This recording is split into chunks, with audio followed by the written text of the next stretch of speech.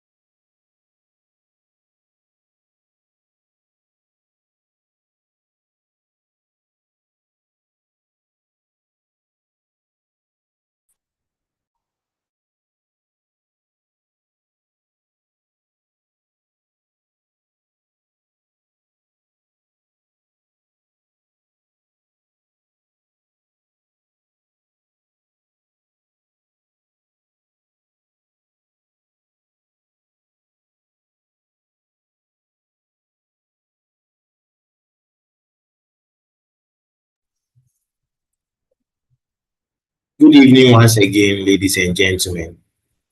I'd like to welcome you all for joining us today on artificial intelligence for business and entrepreneurship.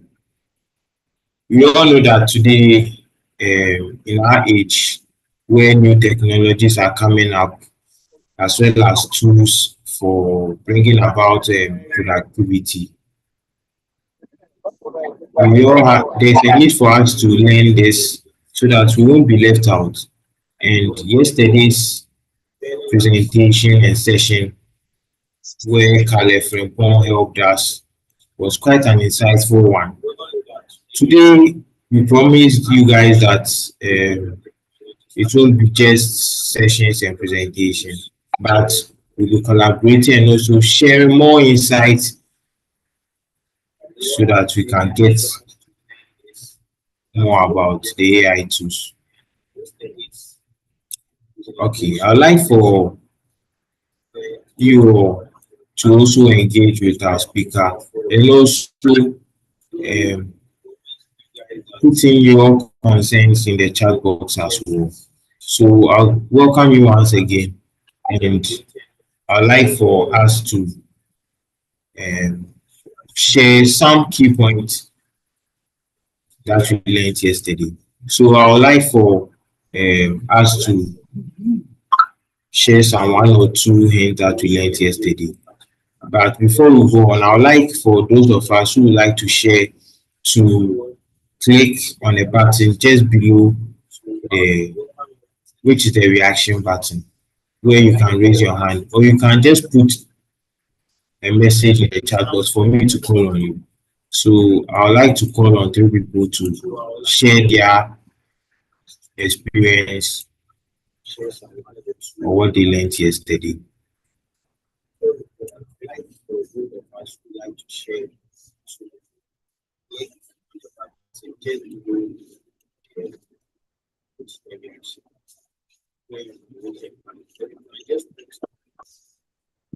Okay, Mr. William, please go on and unmute yourself.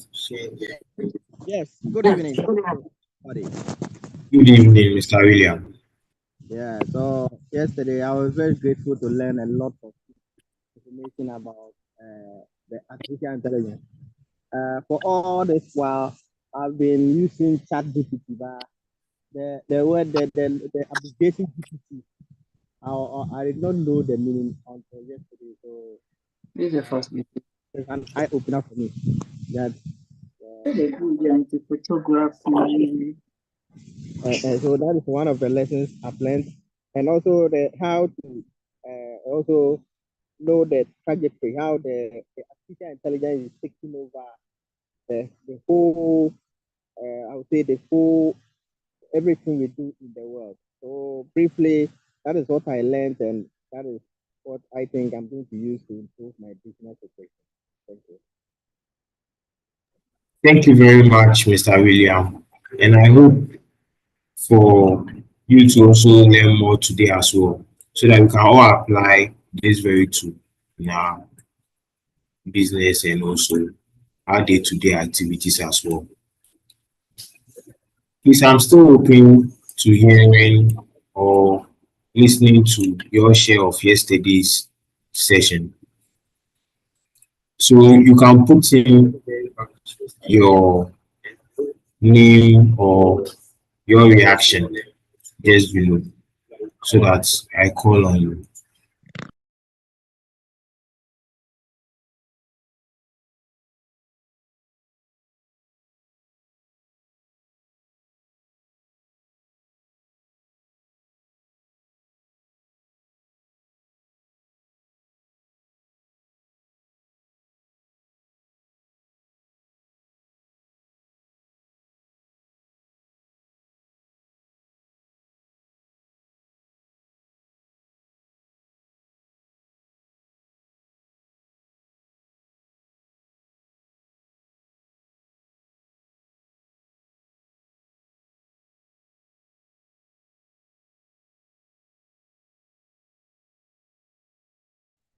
Okay, without wasting much time, I'd like to share some things that I was able to learn yesterday as well. I think yesterday was the first time hearing about Cloud AI and also getting learning about the new features on ChatGPT. I think the 4.0, it was a really insightful one, and I hope to learn more today as well. So, before we go on, I would like for us to pray so that we will put this meeting in our Lord's hand. So, just like we did for the very first one, you can show a reaction or put it in the chat box to volunteer to pray.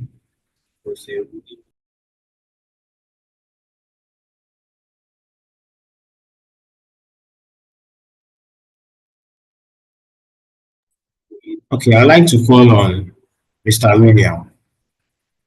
Okay, so let's pray. Almighty God, Jehovah, we thank you very much for the wonderful privilege you have given us to taking us throughout the day up to now. We have met once again to come and learn about something that is affecting everything we do in the world. That is artificial intelligence.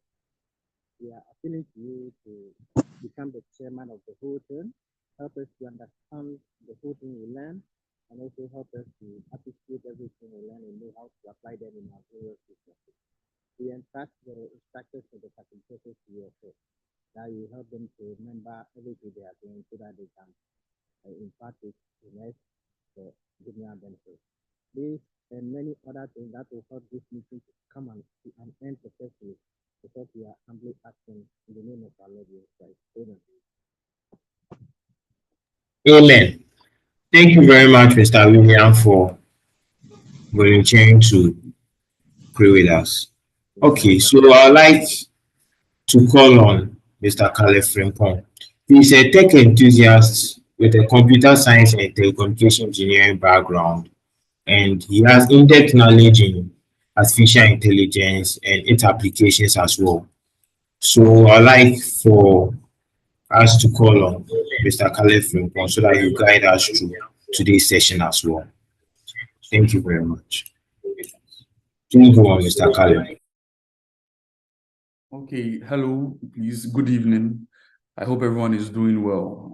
I hope we slept well and we're all able to go to church and then do our various duties. Thank you very much for joining us again. We began yesterday talking about the basics of artificial intelligence. We learned about how it works and where it came from. We even learned that before it began to exist in this form, like large language models like we currently have, it was there, but you probably didn't know about it or didn't take advantage of it. Yes, but now it has become necessary that we harness these tools to help us level up in our various fields. So there was one last AI tool that I should have mentioned yesterday. Due to the time limit, I wasn't able to mention. But let me tackle that before we go into the prompt engineering. So if you remember yesterday, we were talking about specific AI tools, and then I gave out Claude. I mentioned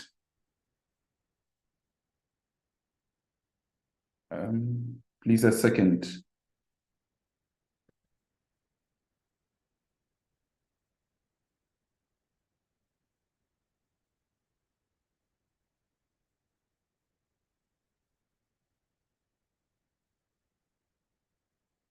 Okay. Okay, so if you remember yesterday, I mentioned Claude, I mentioned Bard, I mentioned ChatGPT. Yes, and then I also showed you how to use Bing Chat both in Chrome and then in the Edge browser. Yes, there was one I failed to mention, Coral AI. Now, Coral AI is very similar to the others. It actually is even based on GPT-4. Yes, so it's more or less like ChatGPT. But then what is good about Coral AI is its use cases. It has a specific use case. So it is mainly for analyzing documents. It is mainly for analyzing documents. Now, because I have access to Claude, I haven't paid for the pro version of this, but then the pro version is $6 a month, which I think plus charges should round you around 80 cedis a month. And it says it gives you unlimited file uploads, unlimited chats, no page limit, and then upload files up to 50 megabytes. Now, 50 megabytes is very huge, probably 3,000-4,000 pages when it comes to PDFs. It's very huge. But then let's use it for free and then see. I uploaded a document. To it a few days ago, and because I'm using a free version, I have a limit on how many documents I can upload. So if I click on it, you see it tells me to upgrade. But then let me work on the document I uploaded earlier. So it was an application for an ECOWAS agri program that I wrote. So if you were to try it for the first time, you realize you have the opportunity to upload, and this is the application on the left side. Now, Coral AI specifically works for these situations. So it just helps you with situations like this. So I can see summarize the documents to me. And please, if you can't see, I'm typing in the text box down there, the right lower corner. That's what I'm typing.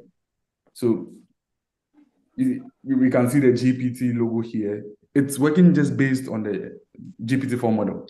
But then it doesn't do most of the other things that GPT-4 does. It just focuses all its strength on analyzing documents and then simplifying them. So it's telling me the document consists of a letter written by Frempong, blah, blah, blah, for the ECOWAS Youth, yes, food processing program. So rewrite this.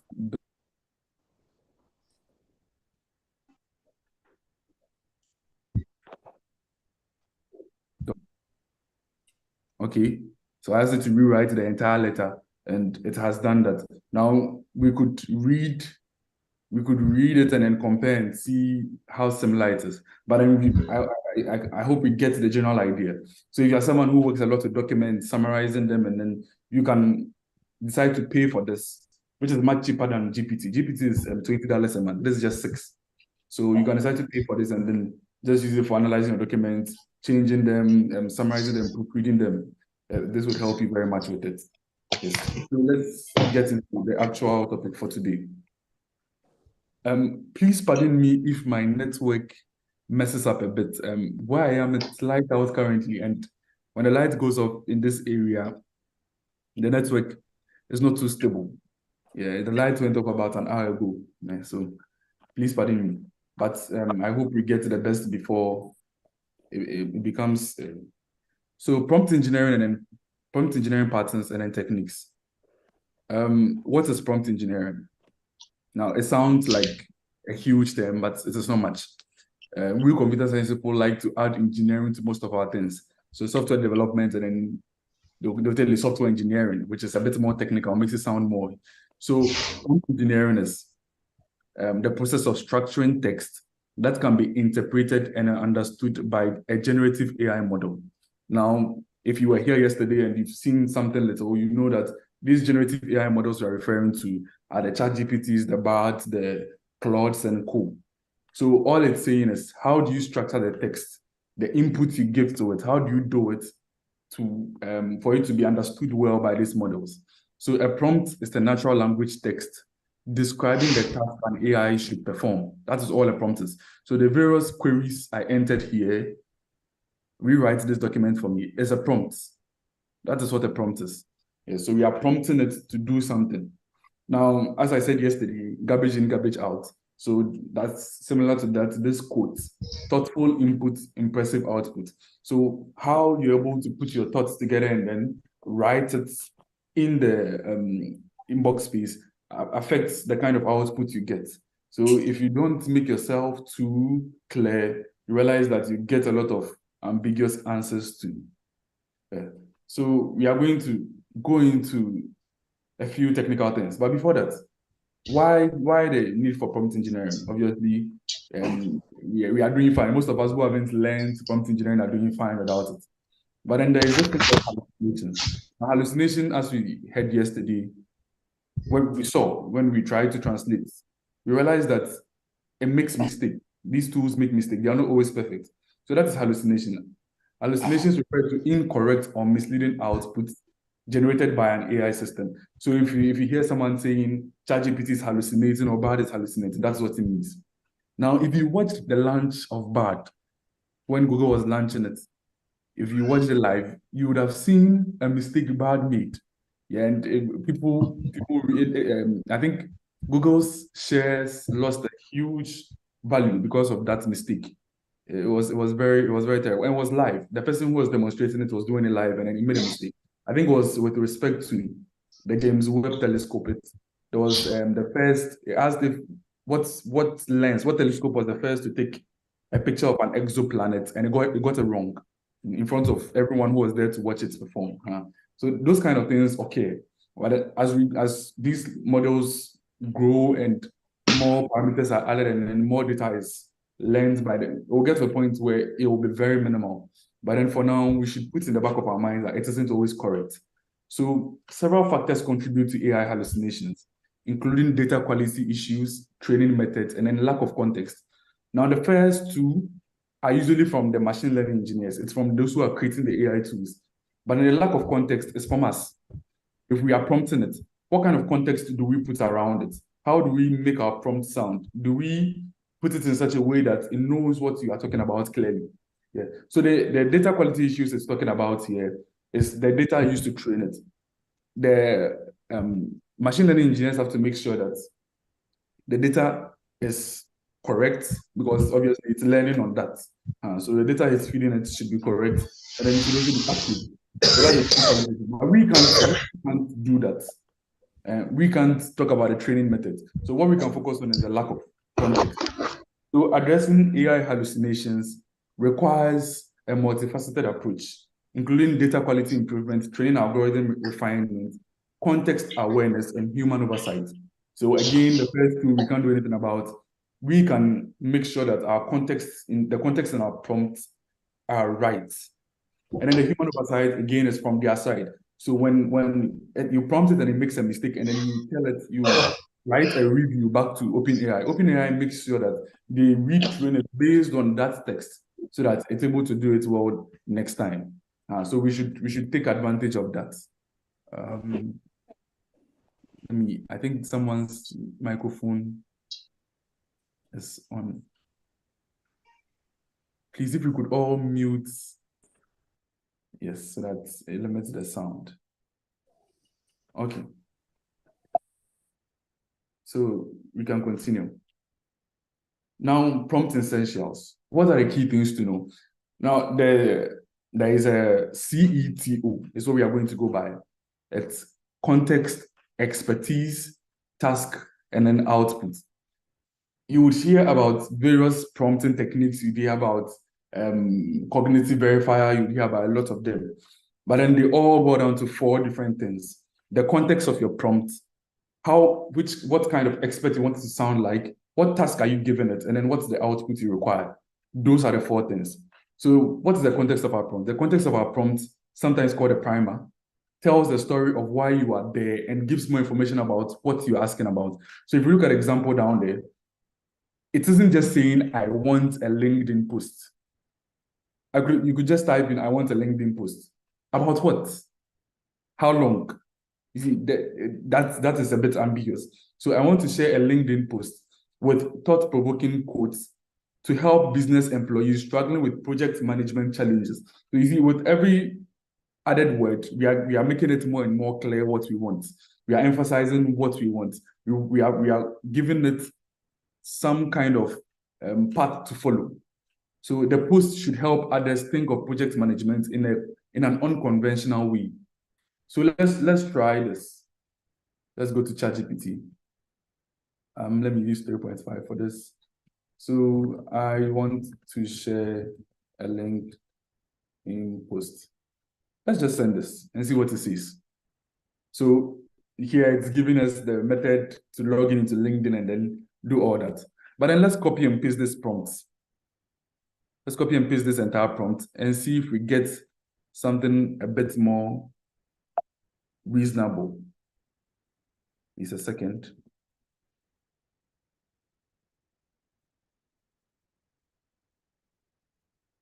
So now we've prompted it this way. Okay. Now it's giving us the steps for the quotes. First, find the quotes that resonates with your message. Yes.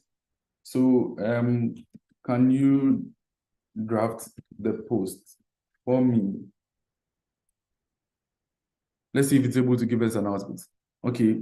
So it says embrace chaos as an opportunity in project management. And then it gives us a quote from Sun Tzu, the writer of The Art of War. In the midst of chaos, there is also opportunity. So if we realize that based on the prompt we give it, it's being more specific. It's being more specific. It gives us the quote as we wanted. It says, are you grappling with project management challenges that seem overwhelming? It's time to shift your perspective. So the more precise you are in your prompting, the better the outputs. You get it? So this is just an example. Let's look at others. So this is in terms of context. Give it as much context as you can. Then what is the expert persona? Expert persona in simple terms. Say I am a teacher. I'm a teacher, I teach kindergarten children, and I'm trying to explain a concept to them. I realize that it's difficult for me to come down to their level. I want the basic terms. I want the basic understanding, something they can relate with. That's making me asking ChatGPT to play that role to help me out. Is me asking it to be an expert in something. Say we ask it, how does a car work?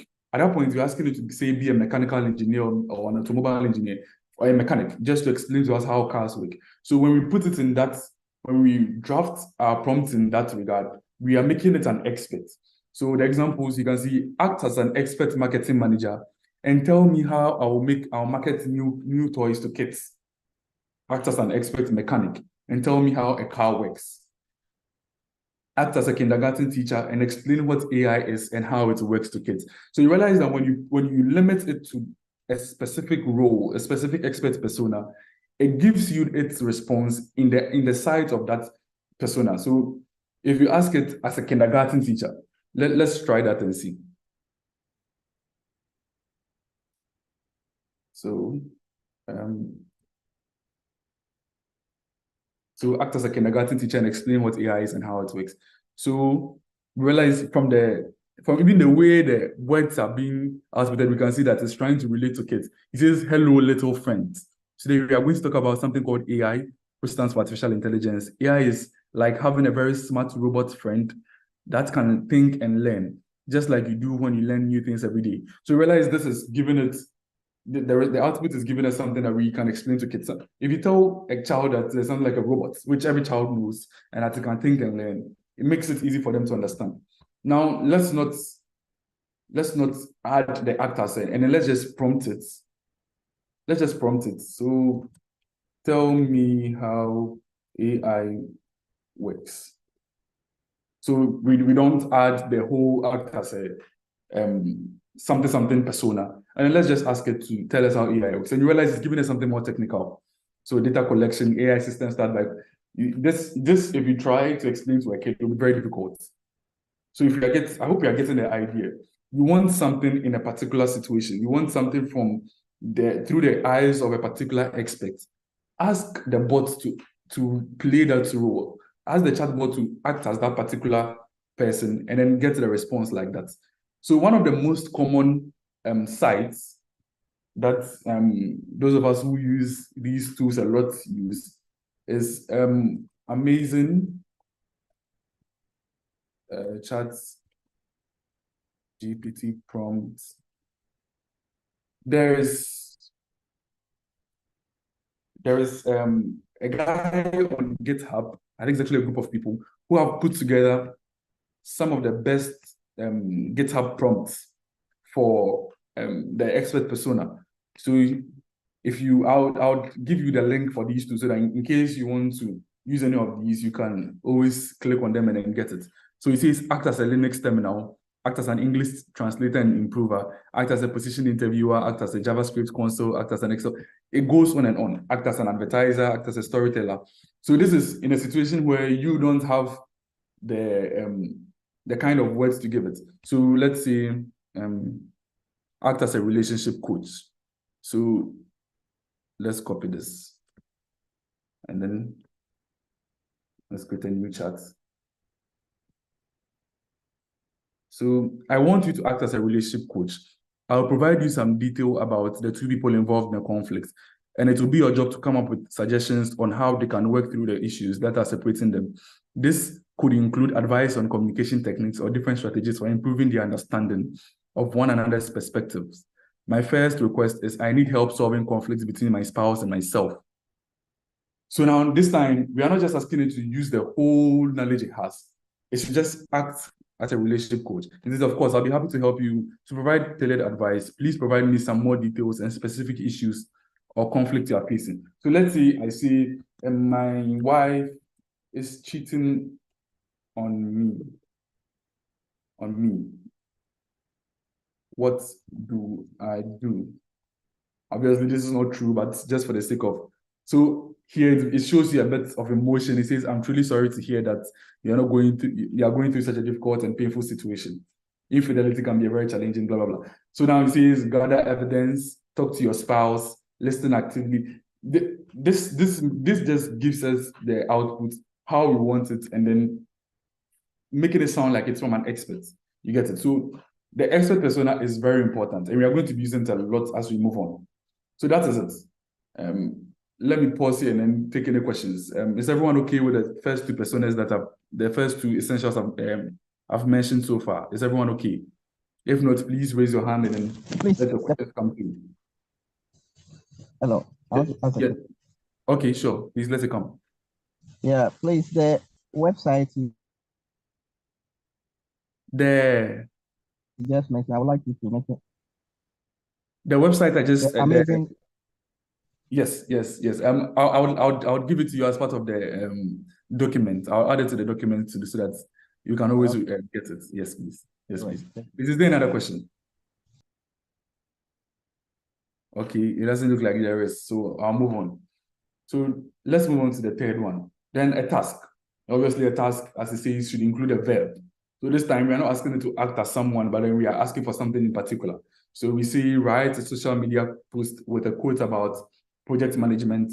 Make it sound like Simon Sinek. He's a motivational speaker. Pull inspiration from a guide to the project management body of knowledge by the Project Management Institute. So this also relates to project management. Now, again, when you are asking it to do something in the form of a task, you provide the context. The context is very essential. So we could have just said, write a social media post with a quote about project management. But the other stuff you are adding onto it gives it more context and then makes your answer better, makes the output better. Yeah. Now, the outputs. The output is how you want your response. This may be length, exclusions, or presentations of results. So an example is make sure it's less than 90 words. Don't include any names of individuals. This is say you have prompted something and then you are again asking it to modify the response. Let's put that to the test. Give me a list of the greatest people in history. So now we are just asking for the greatest people in history. Let's see how the output comes. Okay, it's lengthy. We didn't limit the number. We didn't, it just keeps going. Let's see if it stops at 20. Okay, it stops at 20. So we get 20 names. Now, let's see, reduce it to 10 and make it tabular. Also talk about their weaknesses. So now, initially give us 20 names. We are saying, no, we want it 10. We want it to be 10. Okay. So now it reduces it to 10 and then gives us the table we want. You get it? So this is just telling us that if you prompt it for something and it gives you a particular output, you don't have to, you're not stuck with it. You can always say, I don't want it this way. Change it for me. Okay. So let's say, so add one more column talking about their dates of birth. Oh gosh. Let's see.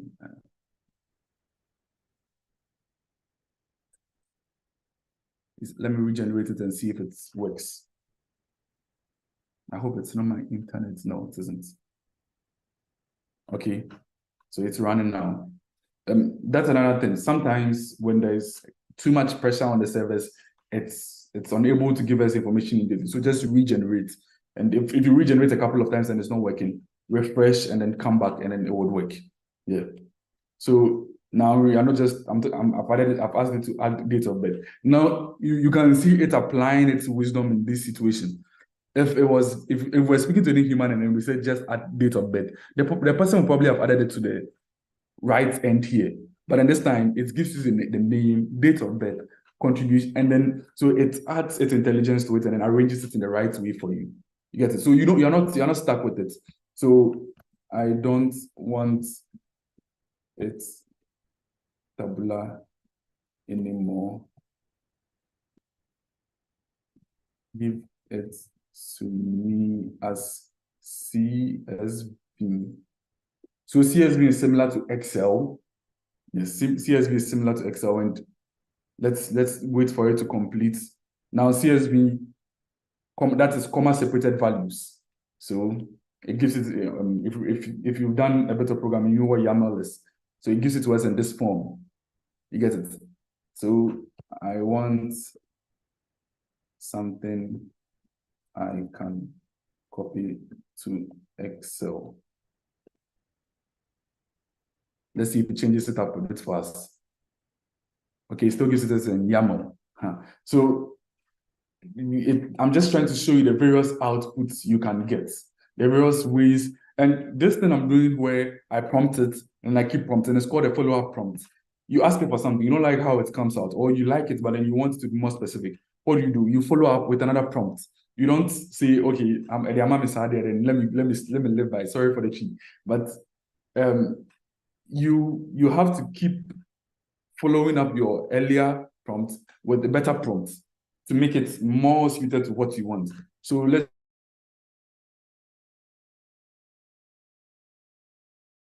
more make it bullet points.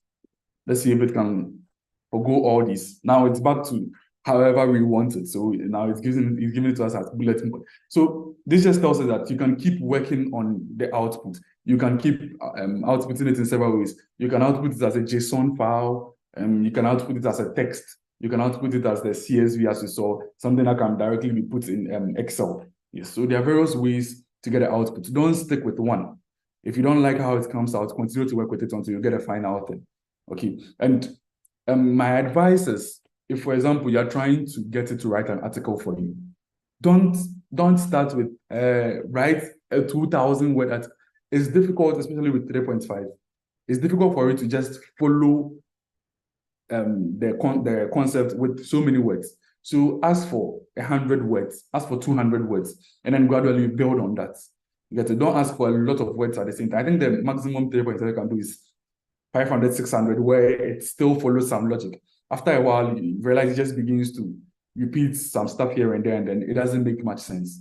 So let's limit how much we ask for. So this is basically the idea. Focus on the outputs. Focus on the outputs.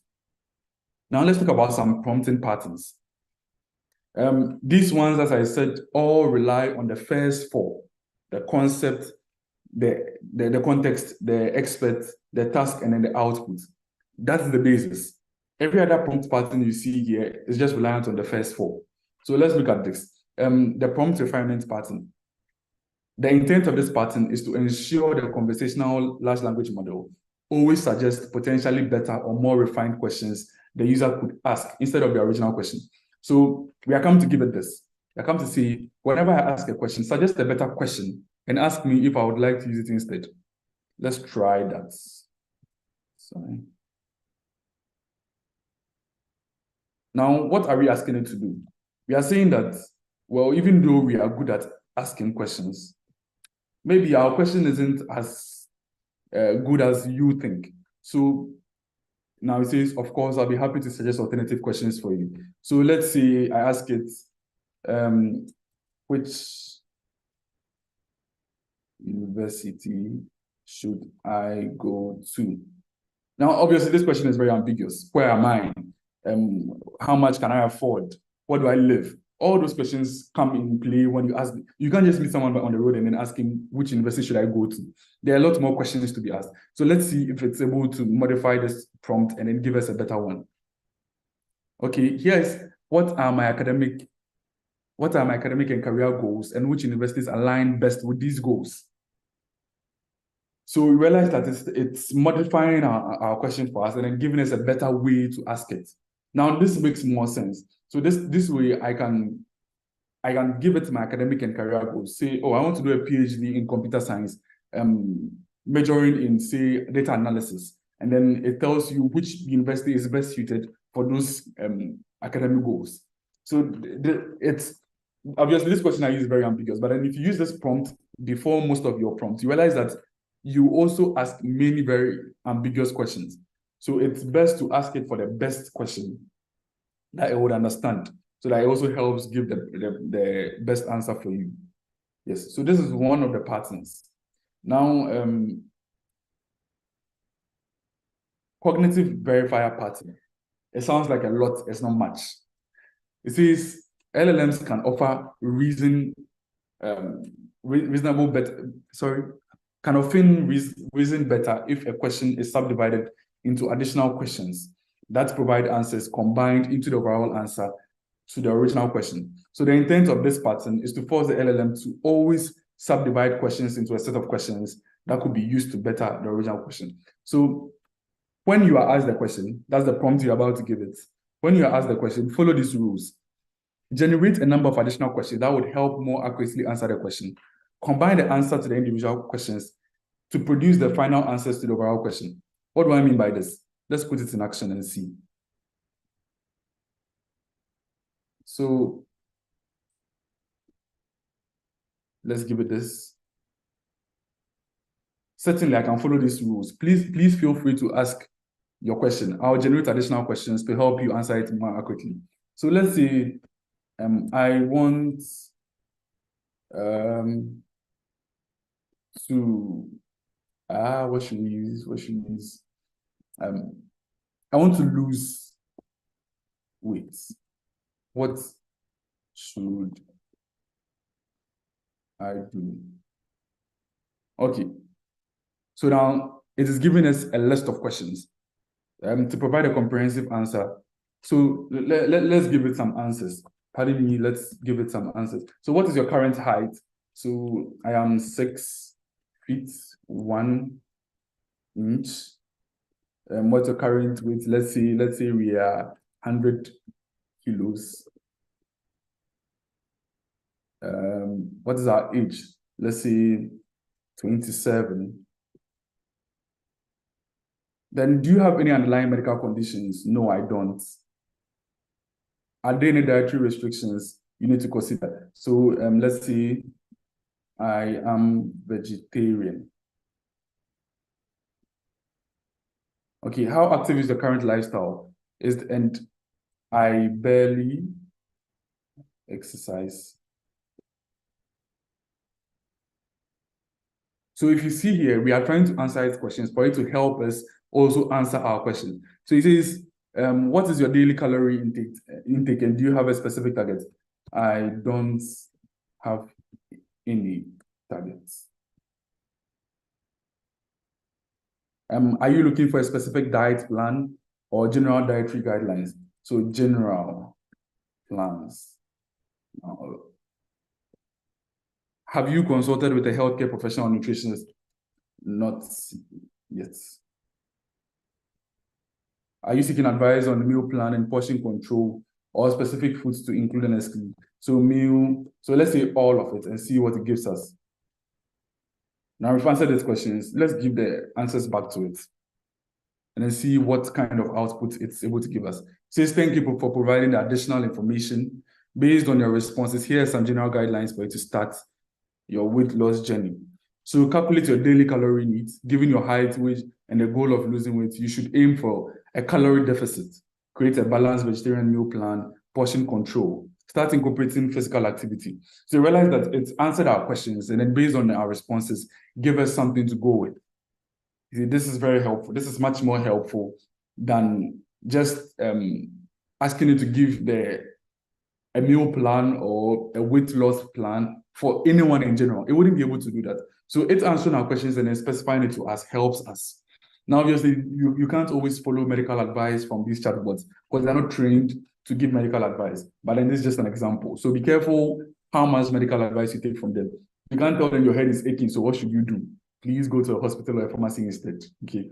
Yes. So this is one of the patterns. This is actually one of my favorite patterns to use. It's very important and it helps you in almost all situations.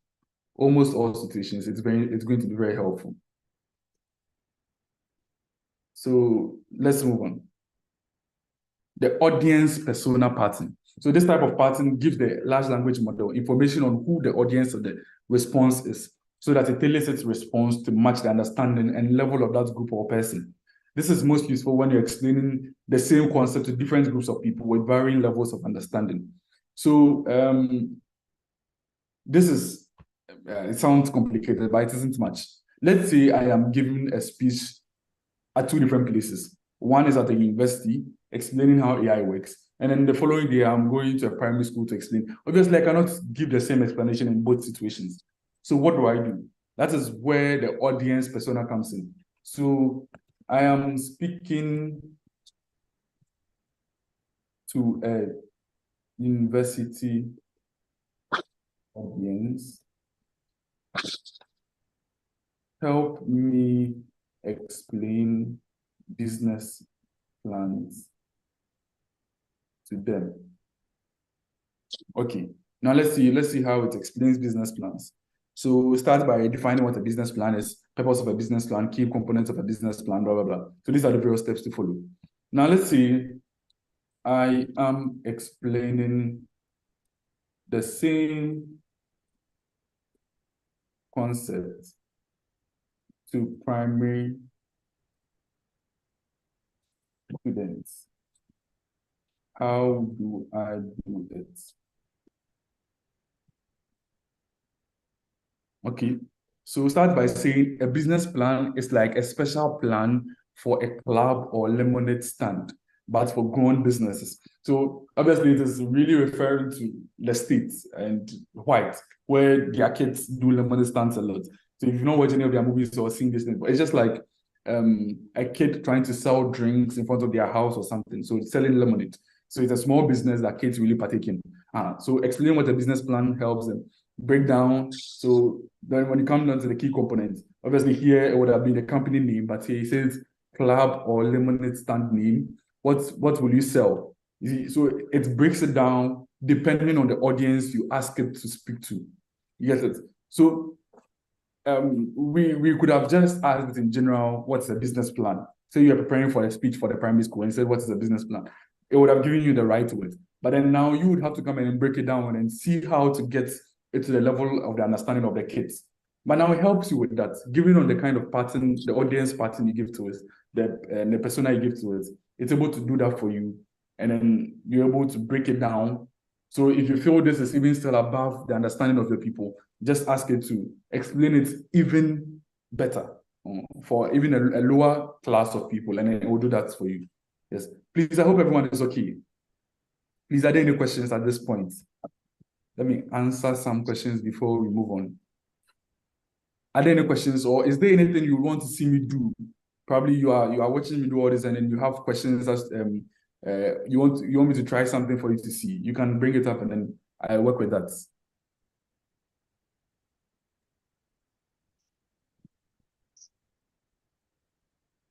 Okay, it seems everyone is okay.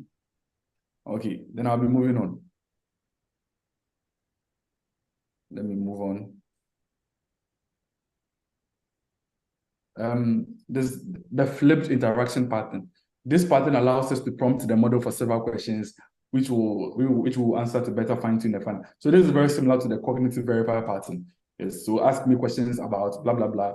Give me the information when you have taken my responses. So very similar to the cognitive verifier pattern that we used earlier on. Yes. Now this is a very important one. zero shot, one shot, and then few shots.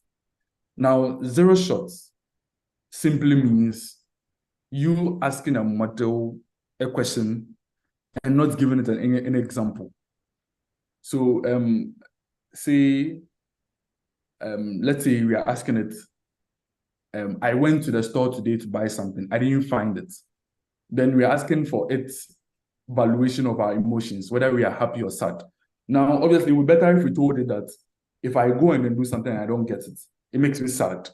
Or if I do something I get, it makes me happy. But then if you ask it out of the blue and then you don't give it any prior example, that is zero shot. Then one shot is you giving it an example to work with. So you train it with a single example. And then based on the first example you've given it, then you ask it for the second one. Then a few shots is giving it 2 or more examples and then asking it a third time, and then it would learn from the first 2 examples to work. Let's see that at work. I have a text file here for an example. So this is a zero shot prompt. Don't worry if you can't see the text file. It'll be much clearer here. So create a summary for the following article. So New Zealand has extended its nationwide lockdown until at least Tuesday as it tries to blah, blah, blah. This is from the COVID-19 time. So New Zealand has been largely free of COVID-19. So now we are just asking to summarize for us without giving an example. Obviously, it can do that because it's very capable. It does that simply. But then let us see, we create the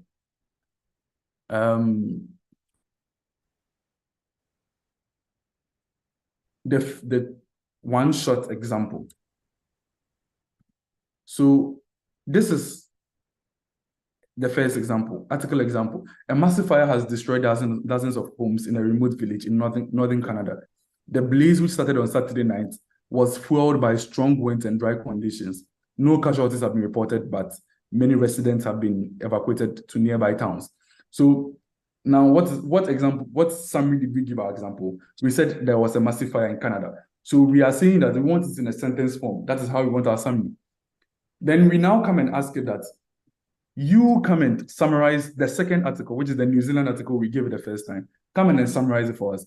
But then provide headline in similar style, like the example we provided. So now we are training it on one example, then asking it to do it on the second try. So let's see what it gives us. Let's see what. So this is the same New Zealand article that we read earlier on. So it says New Zealand extends its lockdown due to Delta variant outbreak. So this is supposed to be one line, but then it goes ahead to summarize it. It goes ahead to summarize it similar to what it did the first time. But we don't like this, so I want the summary in one line, which is a follow-up prompt we are giving it. And now it says New Zealand extends its nationwide lockdown as Delta variant outbreak continues with 35 new cases. So realize that even with a one-shot example, it sometimes isn't able to get an idea of what you're referring to. So you still have to prompt it and then let it do the right thing. Now let's try 2 shots. So with 2 shots, we are going to copy the first 2. So this is the first one. Let's get a second article.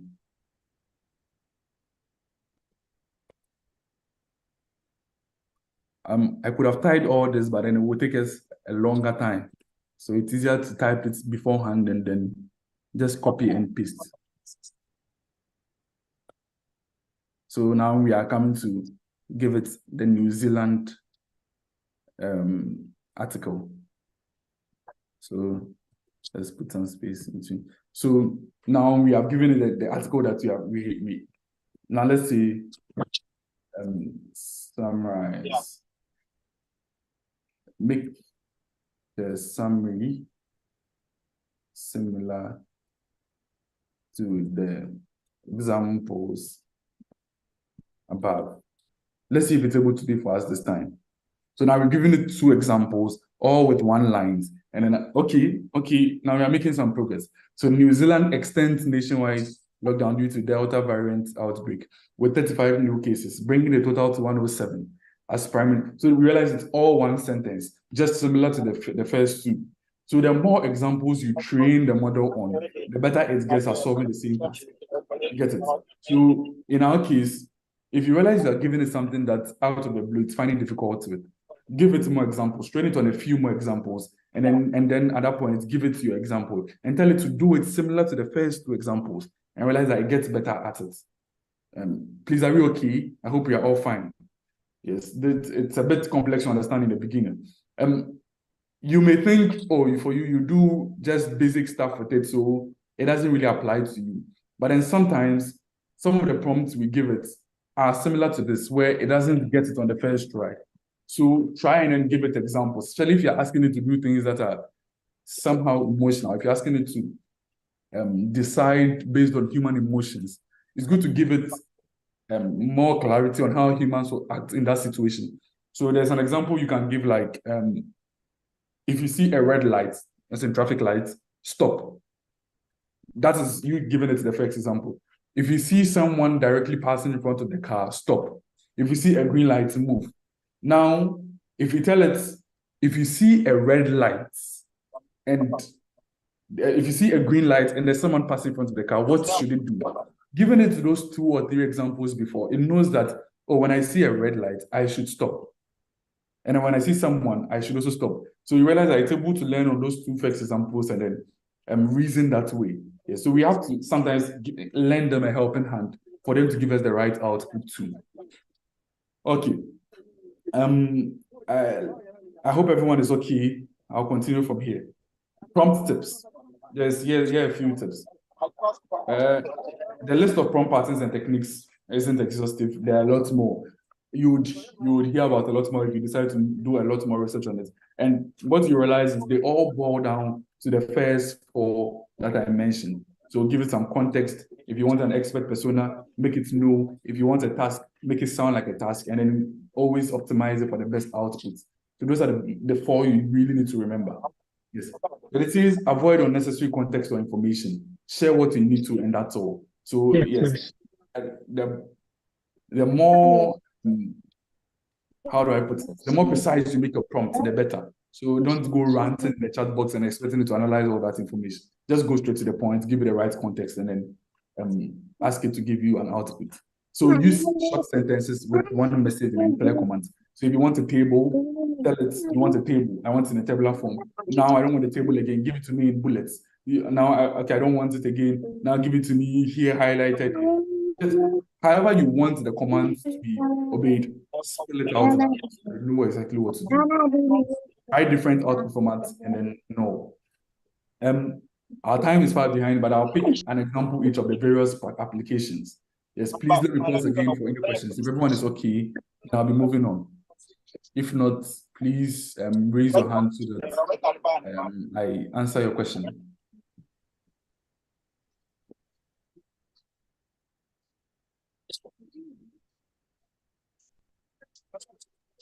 Okay, seems everyone is okay. Then I'll be moving on. At this point, I'm going to be asking for our help so that we move fast.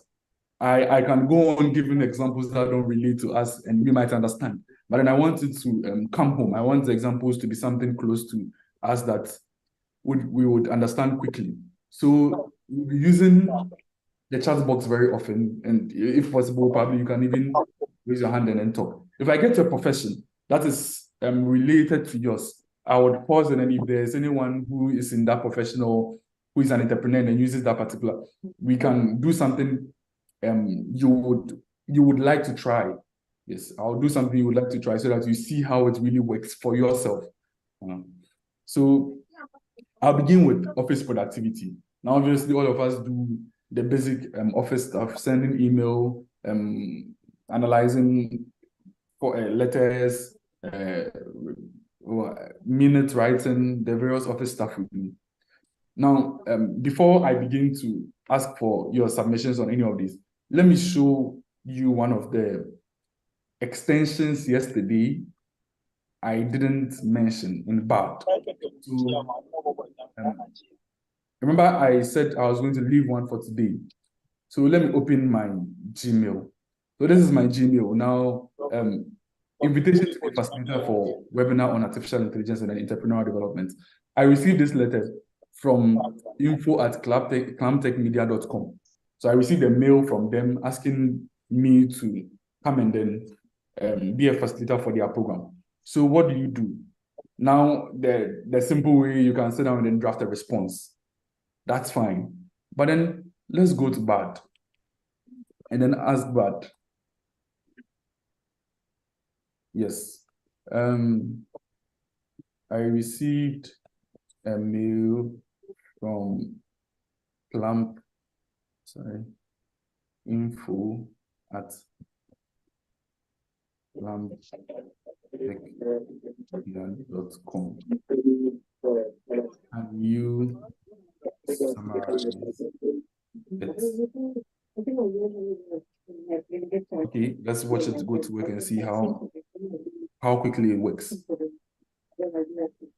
So now it accesses the extensions, it's accessing our mails, and then, okay, so it says, info@clamtech invited you to be a facilitator for their upcoming webinar on artificial intelligence. It gives them the date and time, and then, yes.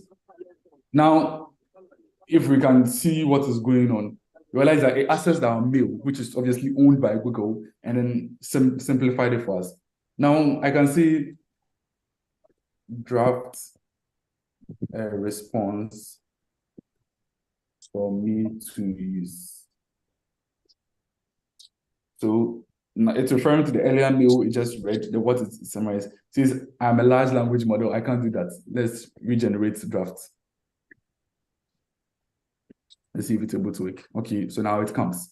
It says, dear, it's giving you the name placeholder. Thank you for your invitation to be a blah, blah, blah.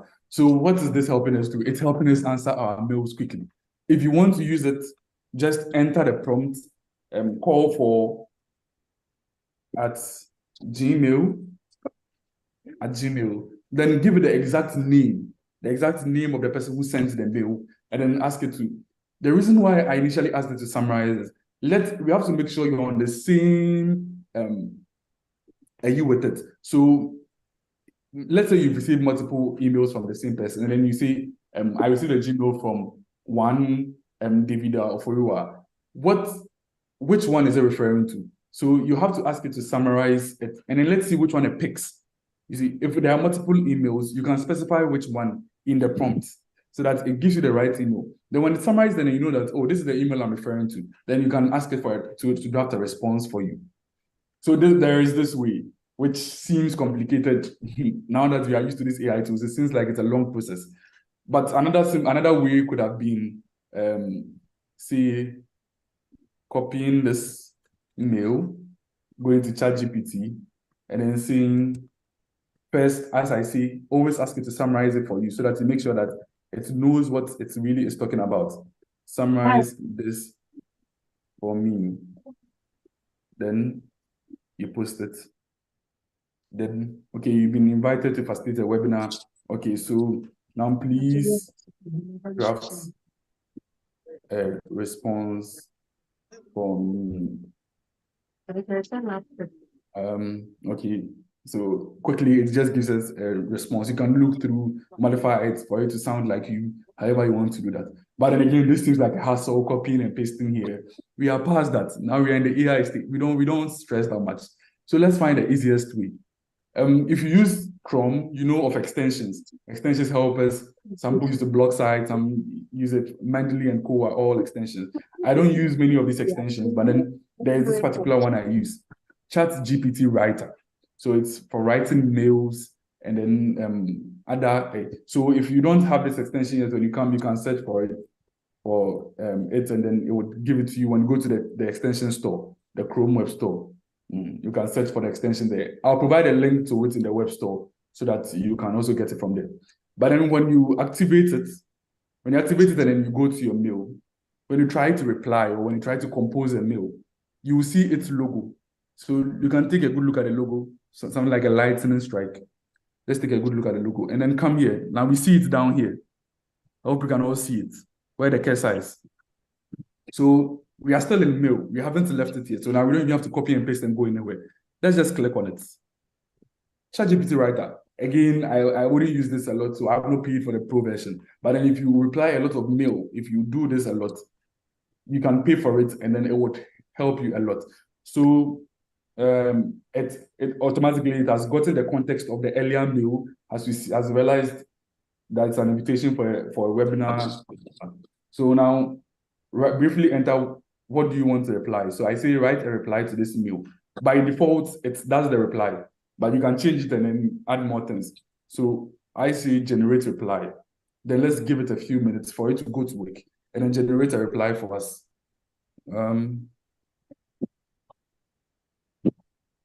Okay. Let's see.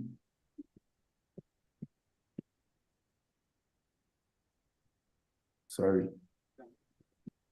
It's been having problems recently.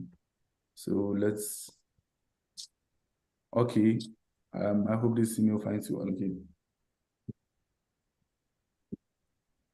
They usually try to limit if you're not a pro user so that they force you into paying for the pro version.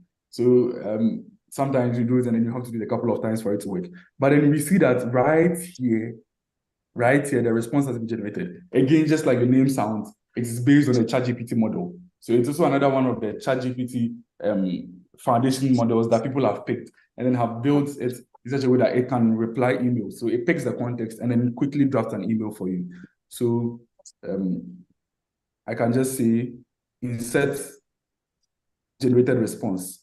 Then I have it right here. So I can edit stuff a bit, or okay, so that it's too professional or it's too this, then I change it up a bit and then it works for me. Or you can say you can regenerate the response if you don't like it. You can add context to it here. There are a lot of ways for you to work with it. So you realize that this doesn't even take you out of Gmail. You don't have to suffer. You don't have to stress too much to reply mail. It will give you the context and then it will give it to you. So if you don't like its output, you can modify it to how you want it and then reply the person's email. Yes. Is everyone okay with how I used it? Is everyone okay with it?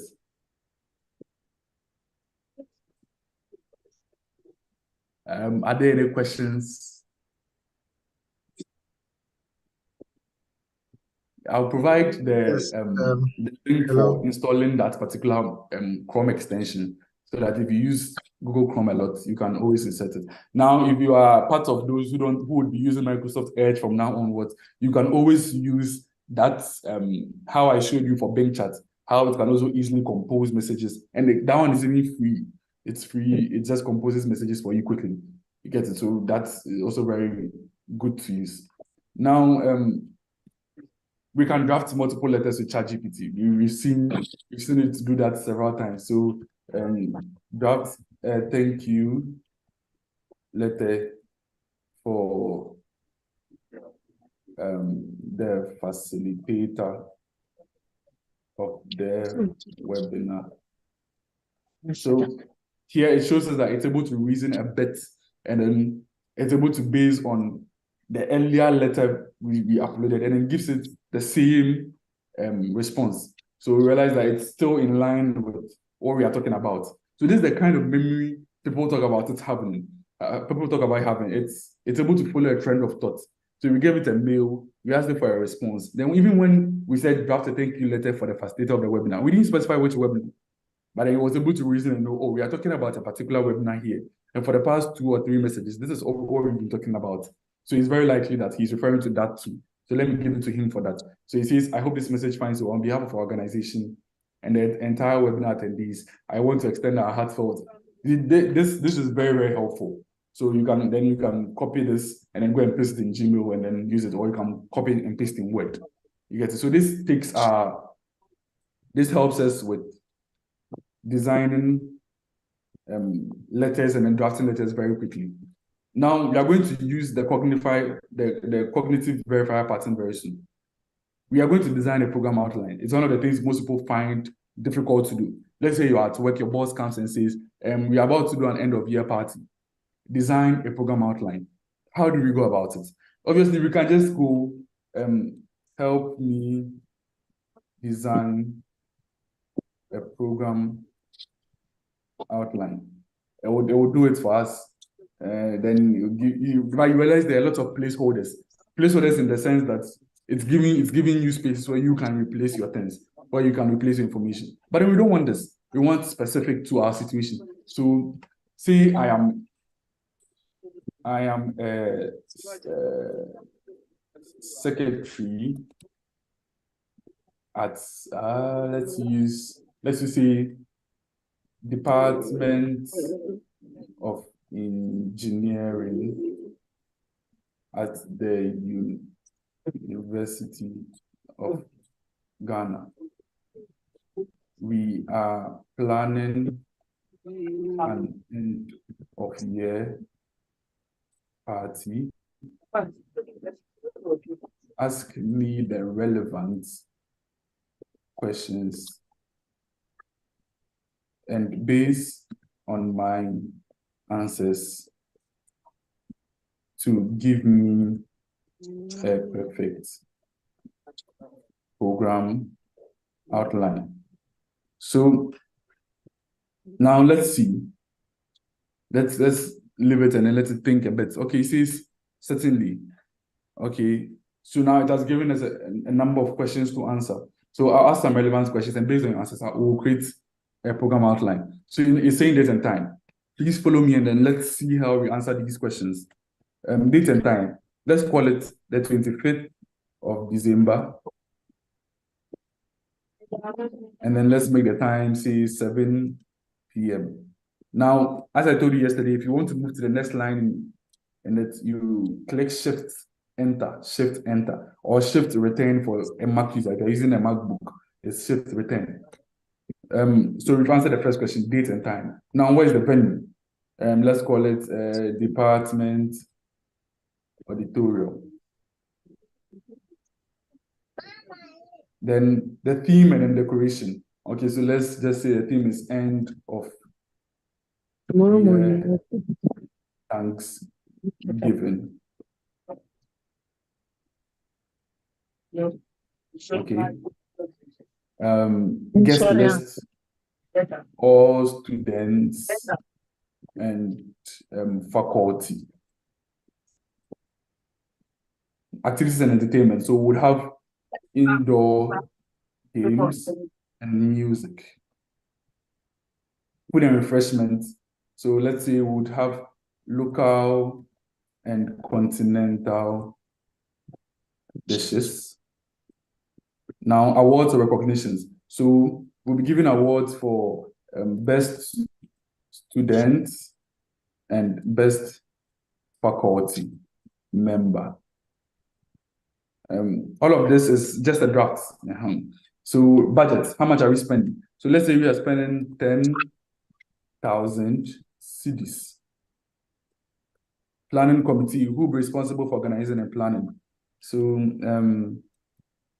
let's say 2 faculty members and 1 student. Now, if in your situation you have the exact names of the people who will be in part of the planning, you can insert their names so that it adds it when it gives you the final output. So marketing and promotion. So we would send a memo around. That's how we are going to market. Now, logistics. Are there any logistical considerations? Oh, so in this case, you can say none. Safety and COVID-19 precautions. No, all attendees are vaccinated. So what's the schedule? 13. So we will start at 7 and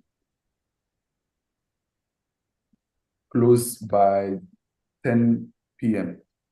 Now we have answered these questions. Let's give it back to it. And then this is based on your responses. So now it's giving us an outline. Now, it could have taken us a while, it would have taken us a while to draft these. But let's see, it says program title, Department of Engineering of Year Thanksgiving Party, date and time, venue, Theme encouraged is a Thanksgiving celebration. Guest list, all students and faculty members of the Department of Engineering. Then it's giving us the program and activities. It says opening remarks is from 7 to 7:15, indoor games from 7:15 to 8 p.m., music and dancing, dinner, awards and presentations. Now, we didn't give it this kind of schedule, but then it's just thought through and then give, so we can copy it, create a new Word file, create a new Word file. Now say we really had to do this. Then you edit it out, and then you get your information as you want it. You get your information as you want it. Now, this is one of the things that you can just easily replace. So, yes. Then we replace it, and then we realize we have something we can work with. So say you've never done this before, because of how you're able to make it personalized. Now, if, the opening remarks will take longer, so then let me increase it 7:20. Then the indoor games, let's make it 7:45. You can easily work with this and then change it according to how you like it. But then it's a start. It's really a start. You get it? So that is the general idea behind it. How to make it custom to our situation, where we are not just asking you to give us a situation for anyone, but then just for ourselves. Please, are you okay with this? Is there anything else you would want to see with regard to office productivity? If you're a secretary, if you're an administrator, is there something you do in the office, a repetitive task that you want to see if it can be done with any of these AI tools? You can bring it up and then we work with it. I want this to be very interactive. So is there anything you guys would want to see?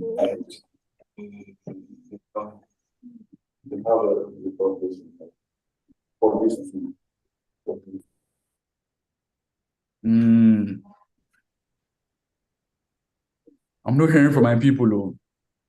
Is everyone okay? Yeah, so far we have got the whole thing. So as we practice on our own, we'll come across certain things and we may get in touch. Yeah, please, is someone asking a question?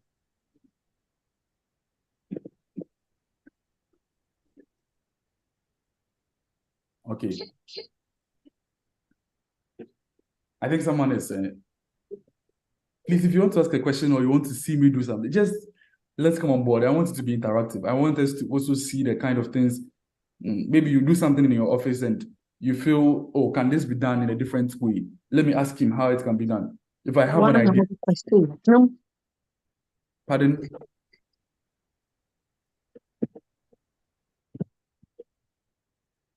Please. Okay, it seems everyone is okay. It seems everyone is okay. Okay, then let's continue. So we can use to draft multiple letters and then do all these. The drafting multiple letters in the sense that you have a single letter and you don't want to go through putting different names in it. Let's say you are to submit 20 letters to 20 different students. You have their names. You can tell that, this letter I have uploaded. Put the names as a placeholder in front of all these letters, and it will give you 20 different outputs. You can just copy and paste in Word, and then you are set to go. See, so it has a lot of capabilities, and it's very, very interesting. So let's come to for HR and business management. We wouldn't keep long with this. Now, there are two ways to use this model, these AI tools, if you are into HR or business management. Now, the reason why I combine HR and business management is usually if you are a sole proprietor, if you are the owner of your business and then you haven't employed a human resource manager, you are also doubling as that. You do those things too. So the various things that a human resource manager would have done for you, you have to do for yourself. So you are managing your business and then you have to act as that. And there are two main ways to use it. Bigger companies, they're much more established companies, have human resource information systems, which is online systems that they use to manage how their employees are faring. So in that case, it is installed on the human resource manager's desktop, and then based on questionnaires or based on some metrics, they can tell that the employees are working hard, or there is a reduction in productivity, or there's a problem here and there. based on that. So if you have something like that, a human resource information system like that, you can embed ChatGPT into it. You can embed this AI tool into it, and it would analyze it for you and then give you outputs really quickly. So you can embed it and then you can ask it, how many employees have requested time off in the next month? And it would go through all your documents and then find you those who have done it. Just like the way we see Bing summarize web pages just by analyzing the entire page. That is how it will be able to analyze your entire system and then give you that kind of information. So that is one way. You can embed it into your custom HR information system. But let's say you don't have the money to do all that. You want to use the normal way like we are all using. You want to use it in ChatGPT. How do you go about it? Well, there are some questions here that you can ask. What are the current labor laws and tax regulations? List 20 questions for interviewing a candidate. Draft a job description for the role of ERP sales manager. These are some of the things you can ask. These are some of the things you can ask. But there are specific cases. So there's employee onboarding, bringing new employees and then getting them used to the company culture. So I'll provide all these prompts for you so that in case maybe you don't want to speak up here, but you want to try them later, or you can just copy and paste all these prompts into ChatGPT and then take the answers it gives you. But these prompts are just, how do I call it? They don't have much context. They are just for everyone. Anyone can type it in and the output it gives you, you apply. But then if at any point you want it to help you with the employee onboarding process specific to your company, specific to your business, as you just saw me do, you can always prompt it in such a way that I just employed some new people. I want you to help me with a step-by-step guide for the employee onboarding process by asking me some questions and then using my answers to drum up that kind of guide. So mostly, if you are searching for these kind of things, the best advice I'll give to you is use the cognitive verifier pattern. Always ask it to give you questions, and then you answer those questions, and then it gives you something suited to you. You are drafting a letter. You don't want the letter to be ambiguous. You don't want just placeholders. You want a letter specific to your liking. So ask it questions. Tell it, I'm drafting an appreciation letter. Ask me specific questions. And when I answer them, based on my answers, draft the letter for me. So it would ask you things like, who are you writing to? Who are you writing from? What's your information? And then you realize that it's able to give you a letter that you don't have to edit much. But because you're able to give it specific information, it gives you your output very fast. Do you get it? So these are some of the prompt company policy clarification. You can ask it to explain the company's policy on remote work. So in this case, you can upload the company's policy. If it's a document, if it's a file, you can upload the entire thing to ChatGPT and say, just explain the company's policy on remote work. Then it goes through and then finds you just that part and then gives it to you. So conflict resolution, suggest strategies for resolving conflicts between team members. These are very mundane prompts that I would give to people. So I added this prompt for people to know that the various things that HR managers and business managers were doing by finding information from their textbook or Google searches, you can now find them on something like ChatGPT. So now you can see that diversity and inclusion, which is a headache for most HR managers, you can easily handle it by prompting ChatGPT and then basing on its answer. If you feel like it suits you, then implementing it in your workplace to get better productivity. Yes, so this is prompting for HR and then business management. Then let's go to marketing and then social media posts. Now, from how we saw Bing act yesterday, we saw that it's very easy to write up these posts. It's very, very easy to write up these posts because we can use the compose option on Bing and then just, so like we saw it do for the LinkedIn page, where we start a post and then we give it a few things to work with, and then it provides something for us. We can say go to Instagram. You open Instagram on the in the browser, then you tell it that, oh, I'm trying to advertise. Let's use that here. So I am trying to advertise my web development services. Okay. I am based in Accra and can work remote. Then let's say, to make it fun, let's just tell it, add some emojis. So then we ask it to generate a draft. Now, obviously, you don't use LinkedIn for a lot of advertisement if you are a singular person like this, but let's say you wanted to post it on Facebook instead, you can always do that. It will take me a while to log in into Facebook and get started and then show you how it works. But let's use this. Let's use LinkedIn to try out the various posts. So it's done reproducing. Let's add to site. Are you looking for a web developer who can create stunning websites for your business or personal needs? If so, you've come to the right place. I'm a web developer based in Accra, Ghana, and I have the skills and experience to make your online presence shine. So you realize it's just giving us quick and then an effective way to market. This would have taken us a few minutes to think about and even draft. But then with a few lines and a few sentences and descriptions, we're able to get to that. So this is very easy to work with. You can easily market with it.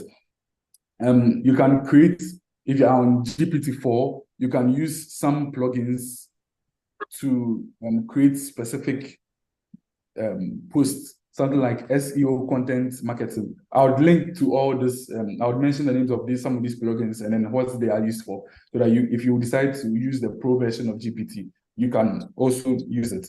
And it helps you to drum up content quickly with a few lines here, and it's able to do that. It will allow you to write social media posts for advertisement to apps like Facebook and co. And personally, I'll advise you to use Bing if you are doing that, because drafting the messages there is faster and easier, and it also makes a lot of sense. Yes, then you can attach an image when you are done. So this is one I would want to try out. So I need help finding my target audience. Ask follow-up questions one after the other until you have a buyer persona. So this is almost everyone's headache. If you own a business or you run a business, finding your target audience or your buyer persona is mostly difficult to do. Now, if you were to search for this on Google, that I am a photography and then videography company, how do I get my buyer persona, or who is my target audience? It would give you a lot of Google searches here and there, and you might never get it. But then because of chatbots like this, which have put together that kind of knowledge, you can easily search for this, and then it would give you a number of questions. What is your primary product or service that you are offering? Who is your current customer base, if you have one? What are the main just like you saw me answer the first questions, you can answer them one by one. And you realize that at the end, it gives you a kind of customer base that you should focus on based on the answers you are given. Now, how do we trust its answers? We know that they are trained on data sets. So we can tell that it's also trained on the various and the vast amounts of information that is out there on how to market. So we are basing on its knowledge to implement it in our businesses. Yes. So again, try and then prompt it for questions. Don't just ask it that I am a multimedia company. Who is my buyer persona? Obviously, that's very vague. So the more precise your prompt, and you asking it to give you questions, and then you answering those questions, and then based on those questions to give you an output, the better your responses. You get it? So let's try and then always work with this. If you have something you want to make specific to your use case, always ask it for questions. Let it give you those questions. Answer those questions well, and then ask it for the answer finally. Okay. So I would have tried that, but it will take a long time. It's 8:30. We would have to close soon. So then when it gives you the buyer persona, you can ask it some of the pain points of the buyer persona. You can ask it some of the online behaviors of this buyer persona. You can build a marketing plan to meet the demands of this particular buyer persona. You get it? So this is another one you can easily try. I want a content calendar. Well, if you're not into digital marketing, you might not know what content calendars are, but it's in simple terms, it is a laid down plan of various social media or digital marketing related activities to do to advertise a product or to market a business. So what do I mean? Let's say I was creating the content. I'm not using ChatGPT. Let's say I'm just creating it off the top of my head. We are entering December. I run a business that sells computers and then hardware. what am I to do? So let's say I'll say in first week of December, I will start a marketing campaign. That is, I'm giving discount for the last week of December as we enter a new year. Then in second week, I'll start a LinkedIn campaign. Or in the third week, I'll post a YouTube video. That is sort of a content calendar. Things you are planning ahead of time to do to market digitally. But then if you have no idea what that is and then you want to use it, you can always ask it to do this for you. Just let it ask you some questions. You answer those questions, it gives you outputs. I know I'm really hammering on that because it's important to me. Most people end up not using these tools well because it's the response it gives them feels vague and then it's just out there and they don't know what to do. Try and then make it personalized. Ask it questions because we don't know how it was trained. All we hope for is that it understands our questions clearly. But then when it asks you questions instead, you realize that it is asking you questions that will help it develop the best answer for your question. So it's the best situation for us all. So it helps you, and then you also help it. You get it? Okay. These are some of the prompts. I'm trying to advertise my products to kids. Can you give me an outline of steps to follow? How to develop branding for a particular business, preparing a sales pitch for a product. You have a product, how to prepare a sales pitch. You can tell it, I'm asking you a few questions on my product and then help me develop a sales pitch. It asks you the questions, you fill it in, and then it gives you a sales pitch to work with. For bookkeeping, this place is a bit tricky. You can use it for GPT 3.5.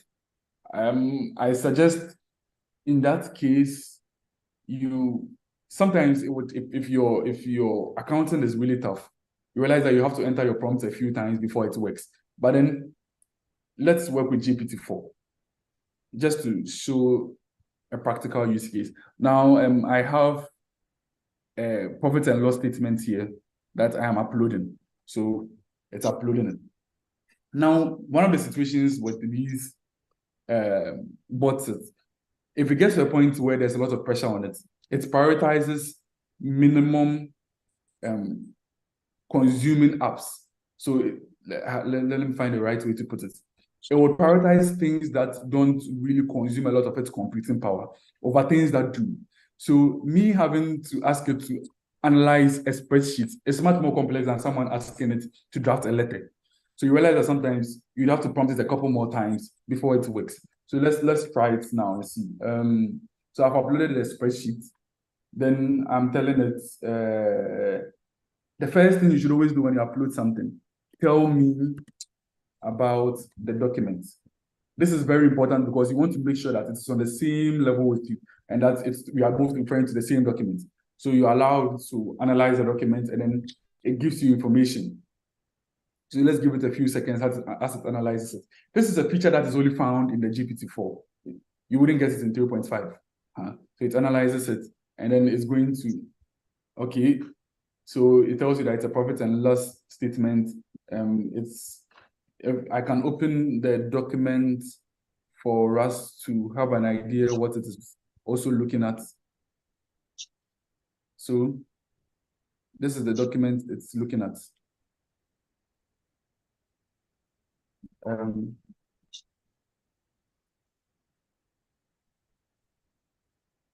Sorry. Yes, this is the document it's looking at. So let's see how it talks about it. So he says, would you like a more detailed analysis of the profit and loss, such as specific figures? Okay, let's dig deep and see if it's finds something. So what was the profit for 2024? So we allow it to analyze it. Now let's check it from here. Let's see which of the profit it gives, whether gross or net operating.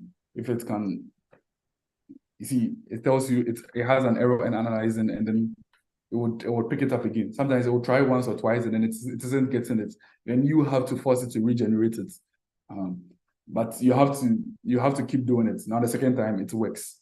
Yes. So it seems that the attempt to locate this profit data this data is not explicitly labeled. So to provide, okay, so let's be specific. What was the gross profits for 2024? Now this what I'm talking about here is just you analyzing an already developed profit and loss statement, which is easy to do. It still doesn't find it for us. It still doesn't find it for us, which shows you how complex it is to work with sometimes.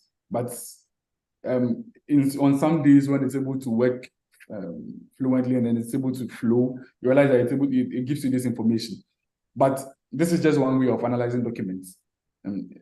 But what if I want to create the profit and loss statement from scratch? Then we come back to the cognitive verifier pattern, where I tell it that I want a profit and loss statement for my business.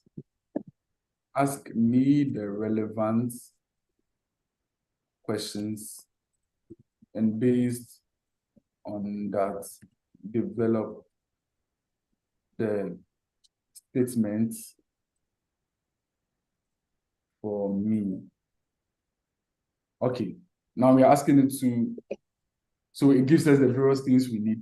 Now, if we had a time, we'd actually go through and then realize that it shows us how the computation works behind the scenes. So if we input all this information, all this will be filled, and then we can ask it to give us an Excel sheet or a CSV output, and then we can directly copy it into Excel. So this helps us. If you are doing some level of business accounting and then you are finding difficulty, you can always use this. Now, let's say there's something it is asking for here, like say operating expenses. You don't know what this operating expenses is. You don't know what your gross profit is. Open a new tab. Don't prompt it in the same chat. Open a new chat and ask it, what is operating expenses in business?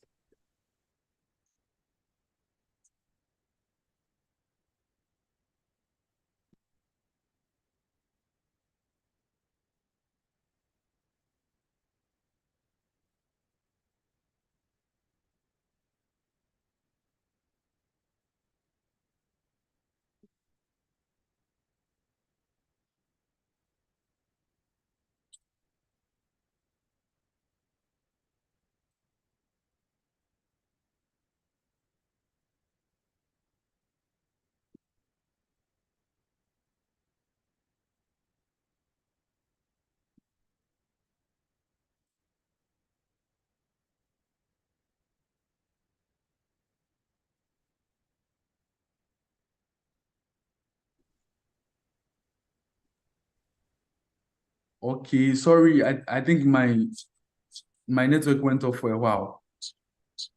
Sorry, very much. I'm going to continue. Yes. So as I was saying, I don't know how far behind you are, but as I was saying, it gives us the concept of operating expenses, and then we can say, oh, this is too complex, so simplify it for me, and then it simplifies it for you so that you can always go back and then answer the various questions you have here. Then it will finally give you a profit and loss statement. So that is another way of using it for bookkeeping.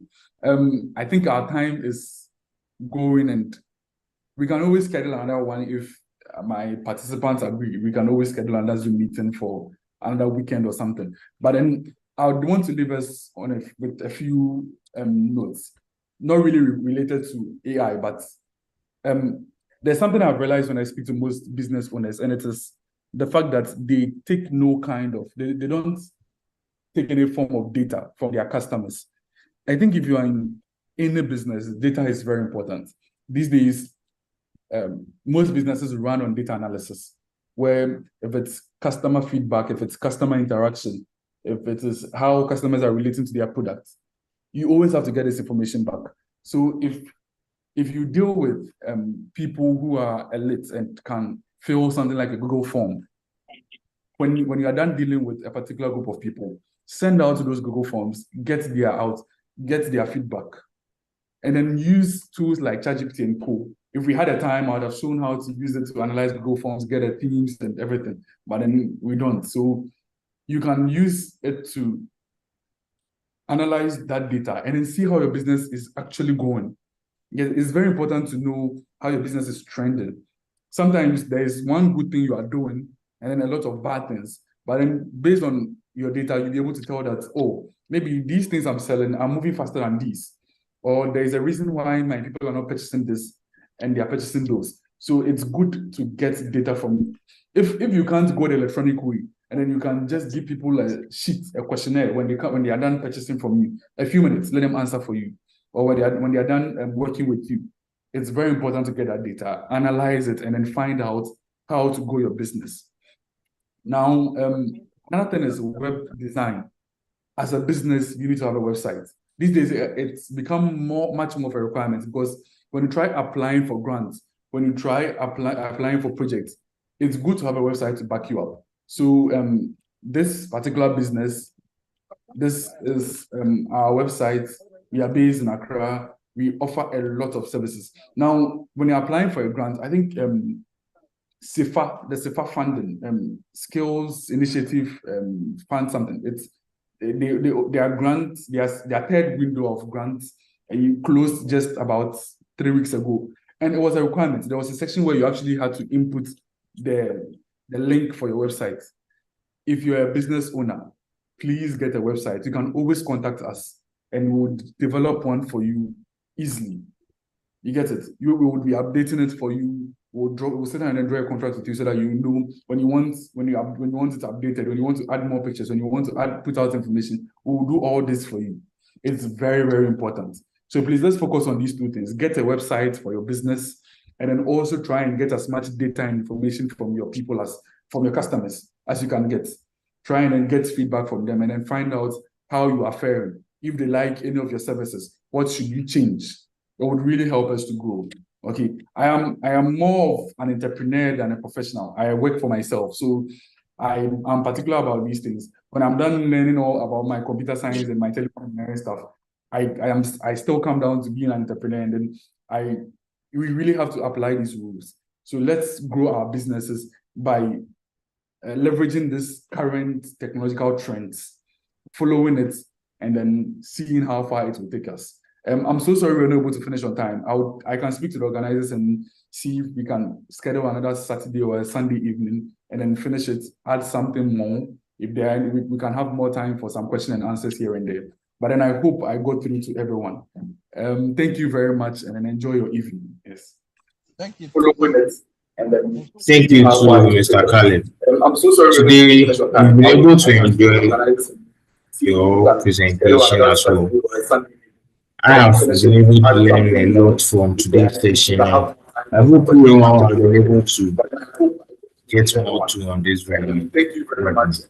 So, at the end of the program, we like to share some forms for us to fill out so that we'll be able to improve from time to time, so that we can give you a better service on our next webinar as well. I'd like for you to look out for a digital marketing webinar as well, and also can you reach out if you have any concerns so that we can help you out as well. So this is Clan Tech Multimedia, and we hope to be of service to you all. Okay, before we end today's session, we started with a prayer, and we'd like to also end with one too as well. So I would like to call on anyone who would like to volunteer to end with a prayer.